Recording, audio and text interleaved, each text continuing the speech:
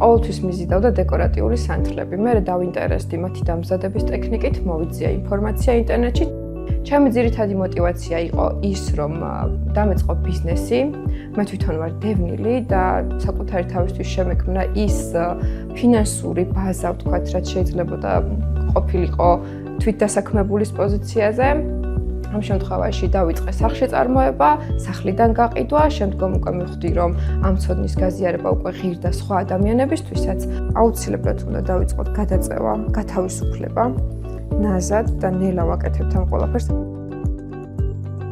ამ პროცესის პარალელურად გამოჩნდა პროექტი, სადაც ძირითადი აქცენტი კეთდებოდა სოციალურ საწარმოებზე. ჩემი მიზანი იყო როგორც საკუთარი თავის, ისე სხვა ქალების დასაქმება. ძირითადი мотиваცია იყო ის, რომ გამეზიარებინათ ცოდნა ისეთი ადამიანებისთვის, ვისაც ეს სჭირდებოდა, თუმცა შეიძლება ამის ფინანსური შესაძლებლობა არ ქონოდა.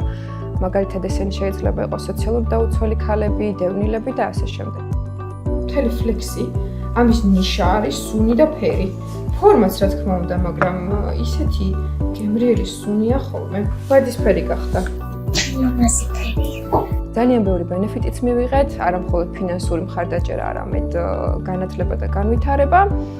პროექტმა საშუალება მომცა შემეძინა ინვენტარი, აქსესუარები, მასალები, ყველაფერი, რაც საჭიროა იმისთვის, რომ გაიმართოს საწარმო და არა მხოლოდ აწარმოო და აქციო პირად ბიზნესად, არამედ ჩაატარო ვორქშოპები, ასწავლო სხვა ადამიანებს, შეუწყო ხელი მათ დასაქმებას, თვითდასაქმებას და ასევე ხელოვნების და ხელობის განვითარებას.